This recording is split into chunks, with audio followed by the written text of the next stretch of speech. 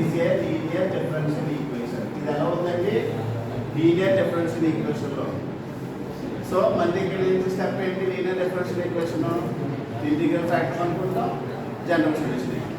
Okay, overall మీకు వచ్చింది బెర్నౌల్లిస్ equation నుంచి. మీరు హలో లాస్ట్ పేజ్, బెర్నౌల్లిస్ ఈక్వేషన్ మీరు నార్మల్గా ఉన్న ఫార్మ్ బెర్నౌల్లిస్ ఈక్వేషన్ నుంచి ఎల్డీలో తీసుకురావాలి. ఏ కేసులో? For n not equal to 1. For n equal to 1 ఏమైంది? ఫస్ట్ మోడల్ వేరియబుల్ సెపరేషన్ అయిపోయింది. ఎలాగా? dy/dx plus t minus q into y equal to q1 వచ్చింది. సారీ, ఈక్వల్ టు cn వచ్చింది. సో మీరు ఇంటిగ్రేషన్స్ పార్ట్ అక్కడంతా కూడా మీకు తెలుసు, variable separation, integration. Not equal to 1 వచ్చేటప్పటికి n not equal to 1, n not equal to 1 వచ్చేటప్పటికి బెర్నౌల్లిస్ ఈక్వేషన్ని ఎల్డీలోకి తీసుకొస్తాం. ఎల్డీలోకి తీసుకొచ్చాక మీకు తెలుసు, ఎల్డీలోకి తీసుకొచ్చాక ఏం చేయాలి? ఎల్డీలోకి వచ్చాక ఈక్వేషన్ ఎల్డీలో కనపడుతుంది. ఏం చేస్తారు? ఇంటిగ్రల్ ఫ్యాక్టర్ కడతారు, జనరల్ సొల్యూషన్ ఫార్ములా వేస్తారు. So finally you have taken this process with the ఎల్డీతో మళ్ళీ ప్రాసెస్ చేస్తారు.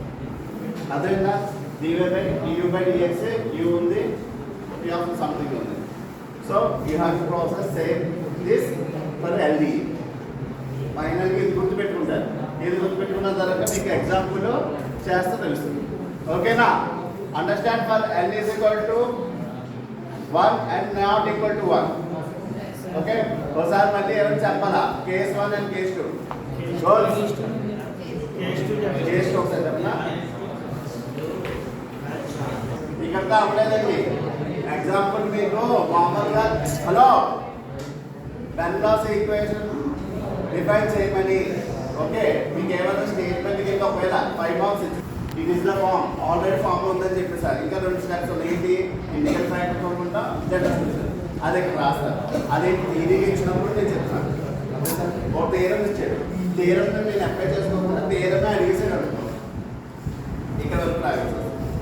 బెర్నౌల్లిస్ ఈక్వేషన్ గురించి డిఫైన్ బెర్నౌల్లిస్ ఈక్వేషన్ అన్నాడు. For case n equal to 1 and not equal to 1 అన్నప్పుడు ఇక్కడ వరకు రైట్. ఓకే, ఇక్కడ నువ్వు రాయాలి. ఇంకా కావాలంటే ఐఎఫ్ తీసుకొని again we get IF e power అది e power pdf next general solution.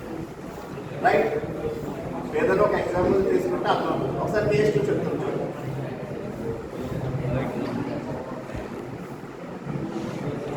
అమ్మా కేస్ 1 అందరికీ గణేష్. మరి n not equal to 1 is the case 2.